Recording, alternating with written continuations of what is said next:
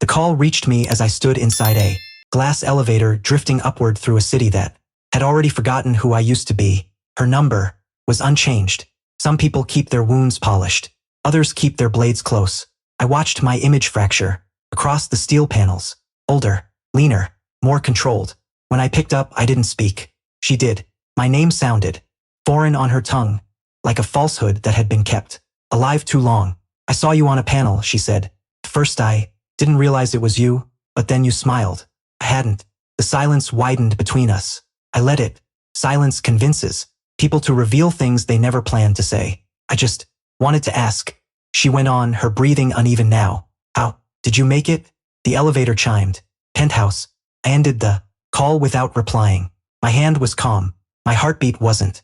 Some humiliations don't disappear. They age. They sour. Years before, she stood under stage lights with a microphone. And that same grin. Too wide to be gentle. Friends, strangers, phones raised like loaded weapons. She called it a joke. Said it was affection. Said I was too sensitive when the laughter rose and erased me. She told them everything. My mistakes. My anxieties the night I broke down in her car because I believed I was insufficient. She let them enjoy it. I remember the burning in my cheeks, the ringing in my ears, the way she looked at me afterward, puzzled that something fragile had snapped, something she never intended to repair. I vanished. The next morning. No farewell. No explanation. Just absence. People think vanishing is theatrical. It isn't. It's quiet, deliberate, precise. You remove yourself piece by piece. Your name from contacts. Your shadow from rooms. You learn how to be unseen long enough to rebuild into something unrecognizable. And I did. But power doesn't erase memory. It sharpens it. When she called again that evening, I let it ring into voicemail. Then I listened. She was crying now. Not wildly, carefully. The kind of tears that beg for forgiveness without offering an apology. I know I hurt you, she murmured. I was young. Didn't understand. I need to know how you survived me. Survived. The words settled heavily inside me. I didn't survive her. I studied her. Even then, even while in love, I noticed patterns. How she performed kindness. How truth curved around her needs. How her smile widened when there was an audience. I ignored it because I wanted to be chosen.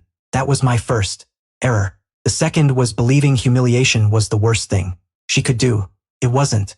The joke was only the prologue. The real betrayal arrived in pieces. Dates that didn't line up, stories that shifted shape, laughter that came a half-second too late. I didn't confront her. I never do. I watch. Catalog. I wait. By the time I disappeared, I already understood more than she assumed. Enough to leave with intent. Enough to design an ending she still didn't realize was approaching. City lights smeared as I stepped into the penthouse. My assistant asked if I was all right. I nodded. I always nod. My phone buzzed. Again. A text this time. Please just tell me how you did it. I stared at the screen. 2 words surfaced. Not yet. We met 3 days later. Public place. Glass walls. Noon light. She picked the cafe, still addicted to witnesses. Some habits. Outlive everything else. She rose when she saw me. Hands shaking. Eyes scanning my face for something familiar. She found nothing. You look. Her voice fractured different. He said composed. Precise. So do you. That was the first lie she told herself, that this moment placed us on equal ground. She spoke too much. Guilt matures loudly. She framed the past as confusion, youth, a joke misunderstood.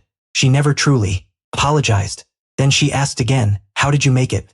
I studied her closely, the faint creases around her mouth, the desperation, hidden beneath curiosity. I leaned forward. 2 words. Remembered. She blinked. What? Everything. Her smile wavered. Just enough. I slid my phone across the table. Unhurried. Timing is everything. On the screen, messages, timestamps, names, screenshots she never knew existed. A quiet record of who she was while she laughed. Under those lights, her breath caught. I didn't leave because of the joke, I said softly. That only confirmed things. Her hand trembled as she scrolled.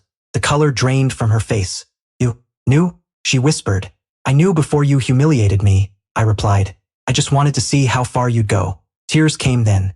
Real ones. Late ones. I thought you were weak, she sobbed. I thought you'd forgive me. I stood. That's when she collapsed to her knees, right there on the cafe floor, eyes wide, with terror as the truth finally assembled itself in her mind. No, she cried. Can't be. I looked down at her. Not furious. Not victorious. Done. You didn't break me, I said. You introduced me to myself. People stared. Phones rose. History repeating, except this time. I wasn't the display. She was. I walked away as she cried my name, like a prayer whose time had passed. Outside, the city continued. It always does. Power isn't noisy. Revenge isn't chaotic. It's quiet. It's leaving with the certainty of the story she will tell herself every night. We will never let her rest again. She wanted to know how I made it. Now she knows. And I never turned back.